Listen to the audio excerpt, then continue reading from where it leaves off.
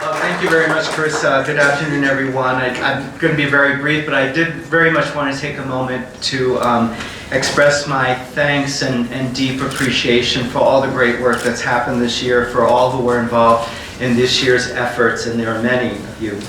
I especially want to express my thanks to our colleagues from Scott and Ramsey Counties for opening up your doors to allow members of the university to come and work with you and partner with you on issues that matter to the counties.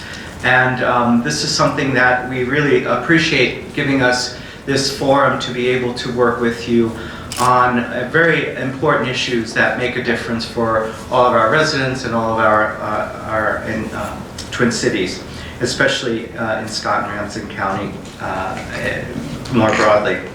And over the years, as Carissa mentioned, we've really been trying to ensure that the work that we do is of high quality, and I think a lot of the work that has happened has been about engaging faculty and staff and students who are really committed to wanting to make a difference, who want to partner in authentic ways, who really want to address these issues and enthusiastically have stepped up to do this important community engaged work. And I want to just say thank you to our faculty, staff, and students as well for making UM proud.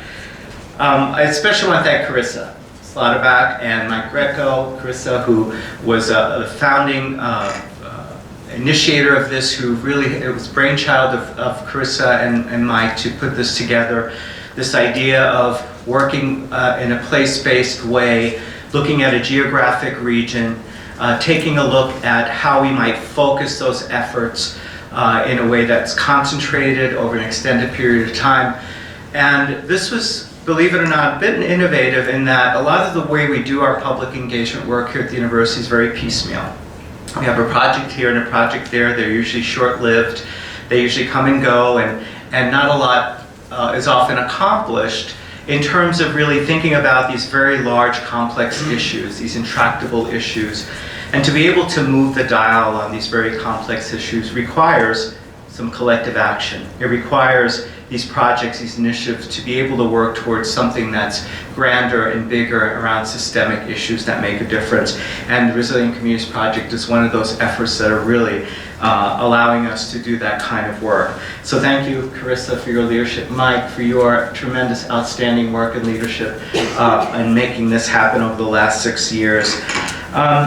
Part of, I think, what RCP has revealed, it is a shining example of what can happen when we all do work together, when we bring together the various resources within our communities or within the university to really collaborate in a very coordinated and collective way.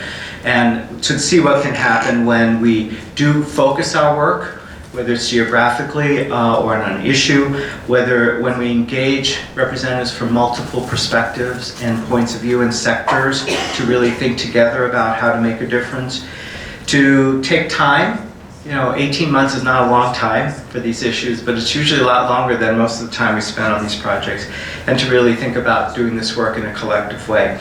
So we started this work with smaller geographic areas, with cities, and we talked about, can we scale this up to the county level, and would this model work? And I think the resounding response is yes, it does, and the great work that you've done are exemplars of that. So I just wanted to say thank you for the authentic commitment that you've all put into this, for all the work you've done, for really being part of this very important initiative here at the University of Minnesota. And I just want to say I'm truly very, very delighted that we have an opportunity today to showcase the great work and to acknowledge your commitments and contributions. So thank you very, very much.